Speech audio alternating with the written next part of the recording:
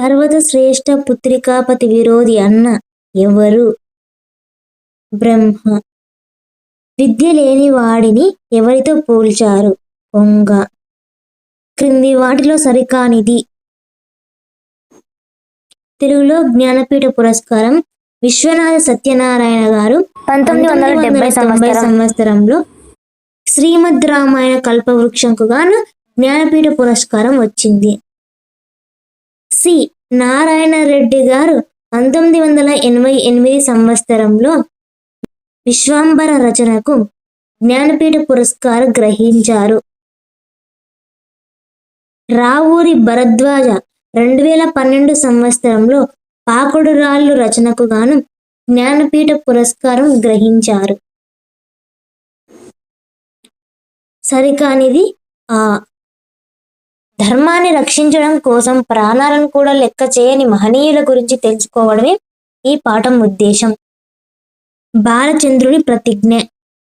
అవధాన ప్రక్రియలో పద్యంలో ఒక అసంబద్ధమైన పద్యపాదాన్ని ఇచ్చి మిగతా 3 పాదాలను పూరించమనడం సమస్య.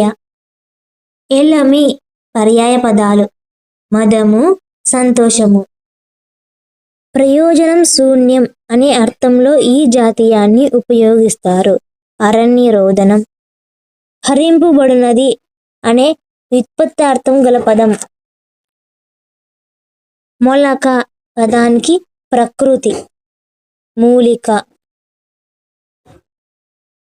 తాళవ్యాక్షరాలు అనగా దౌడ భాగంలో పుట్టేవి. సహాయంతో పలికే అక్షరాలు అనునాసికాలు. అంగిలి సాయంతో పలికే అక్షరాలు అంతస్తాలు. గాలిని బయటికి ఊదుతూ పలికే అక్షరాలు ఊష్మాలు. పరుష సరళాలు కాకుండా మిగిలిన హల్లులు స్థిరాలు. కా నుండి మా వరకు గల హల్లులు స్పర్శాలు. కంఠం నుండి పుట్టే అక్షరాలు కంఠ్యాలు. తాలువు అంటే దౌడ. దౌడ భాగంలో పుట్టే అక్షరాలు తాళవ్యాలు.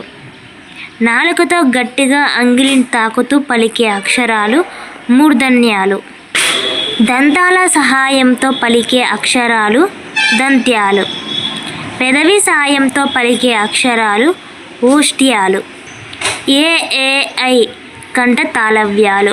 ఓ ఓ ఔ కంఠ్యోష్ట్యాలు. వ దంత్యోష్ట్యం. మొదట పరిమితార్థంలో ఉన్న పదం కాలక్రమంలో విస్తృతార్థాన్ని బోధించడం అర్థవ్యాకోశం.